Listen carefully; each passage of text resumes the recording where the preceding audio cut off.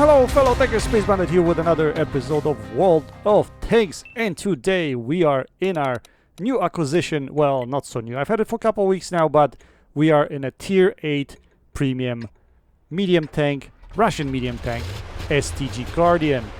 And today we're on map El Haluf. This was probably one of the first 5 games that I played in this tank, to be honest guys. It showed up in my garage mysteriously, and I decided to take it out for a spin. So here it is. So this is not going to be anything in particular amazing high damage kind of carry situation, but it will be a close game at the end, which I'm probably gonna have to put my carry pants on, because you'll see what happens there. It's gonna get very close at the end, and we're gonna have to try to close it out. So we'll go to our usual spot somewhere at B2, as you can see, but looks like, yeah, a lot of my teammates decide to stick around the southeast quadrant, which is great. At this point in time I was thinking to myself, crap, I think this game is lost. We have only 3 tanks over here. We're probably gonna get overcrowded and we'll get taken out of the game. Luckily we have a Fatherland with us, and he's got a little bit of armor, so maybe we can use him a little bit. So the plan here was to kind of post up here. In order to generate Russian gun depression, this is what you do, boys and girls. Just like that, right there. Auto-lock this Yazi, and we put a huge hit into him. And now we're going to back off a little, see if he's going to poke over. Now I'm a bit worried here because, like I said, I have a very slow reload, and if I get overcrowded here, I'm definitely going to get taken out. As you can see, I'm being prepared. I'm preparing myself for this Yazi to poke out, but he's got a friend, T71. So at that point in time, I basically decided to leave. I'm thinking whether I should leave or not. So as you can see, I'm kind of sideways here, but I'm waiting for them to poke. At the same time, I'm going to wait and see if any of my friendlies are going to decide to come here. I know there was a cruncher. There he is. He decided to show up. So he's going to help me out a little bit here. That's what I was thinking. But I have no gun depression, so I can't really poke over the ridge. All I can do is wait for these guys to kind of overexpose and then take them on. Cruncher, on the other hand, he can easily take these guys on because he's got gun depression. Now the Yazi's poking out. We're going to try to put a shell to him. Unfortunately, he backs off. At the same time, the light tank is trying to push us here. So this is the only mistake I think I made in this game. I'm going to chase this light tank. I'm going to try to put a couple of shells into him. But then once you come out here, you're in the open, and be prepared to get schooled. Just like that. I've seen it happen many times to many people, many players. So I remember that, and I backed in. I'm like, no way, I'm not doing that. So at this point in time, we're going to try to run away, because, you know, Cruncher is dead, and I want to make sure that this Fatherland survives. So 2 of us together, we should be able to push this through, whatever's here. I think there's another STG here. Oh, but Yazi is on my behind. So we're going to try to put a shell into him. But Artie bails us out, which is great. And we're on a reload now. So Fatherland puts a shell into this guy here, and I think he fired, so we're going to push him, and we should put another big alpha shell into his behind right there, or into his side. And now Fatherland is pushing. I know the guy's coming around to flank us, but I want to stick around with my Fatherland, so I want to be able to defend together. So that was the thought process anyway. But once Fatherland decided not to go after the STG, I thought to myself, I'll make a different play. I'll go all the way around, and someone's clicking there. Yeah, that's true. I know where he is. Don't worry about that. We know where he is. I'm just going to come all the way around here to fool him. And he's not going to expect us doing this at all. I bet you. You want to bet? I bet you. So we're going to come around here. He has no clue what's going on. We should see his behind. Yes, we do. We see the side of his turret. We put a shell into him.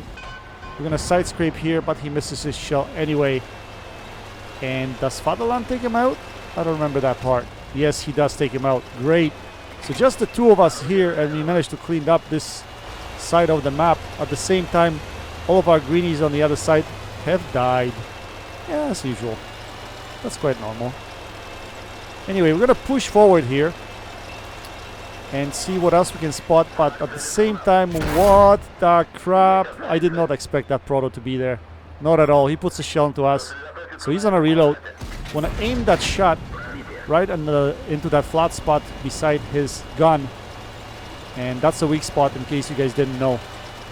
So I hit it right there, but we switched to APCR rounds because, you know, it's carry time. So we can't be bouncing shells here, especially against the proto. So we're going to try to come on this side and see if he's looking at us first. And see, this is the disadvantage of tank with turret mounted at the back, because you can't really poke out with your front. Then you got to do this kind of side scrape, and at the same time, when I tried doing this, proto was already facing me and I had nowhere to shoot really. I could have tried shooting his machine gun port. That might have pinned, but I tried to just kind of get my shot off and run off. That was the idea here anyway. But we're gonna post up here right now. We're gonna wait for him in a split second. He should show up. There he is. Shows us his drive wheel. Take him out of the game. Easy shot right there. And we clean up over here. As you can see, we're winning this game. And it seemed like it should be an easy closeout, right? Well, it's never that easy, guys. Never that easy. Because you'll see what happens here in a split second. I'll explain it to you. So our fatherland is pushing forward. He's trying to basically clean up, right? That was the idea. I'm like, okay, I'll help you. I'll just go and we'll clean up. He spots the Artie right there. So we're going to try to line up a shot at him. But Artie gets taken out by fatherland. But at the same time, Artie takes out our fatherland. Okay? The tank left over is Type 59-2. Quite dangerous tank. He's a two-shot to me. Right? So I try to put a shell to him right there. But I missed. Now this light tank, our light tank, is going to go after him right there. I thought I had a shot at him there, but he disappears. So I put a blind shot there anyway, just in case. But anyway, this bulldog, he's going to be something, man. He's going to go after this Type 59-2, and he gets taken out. And at the same time, he gets really, really angry. He starts clicking the map all over the place. He clicks at the Artie, he clicks at the tank destroyer that's sitting back there. Yeah, he's really mad, really angry. But to be honest, Artie really had no shot at Type 59-2. And Hellcat, he's been sitting in that spot since the beginning of the game. And there's no way he's moving.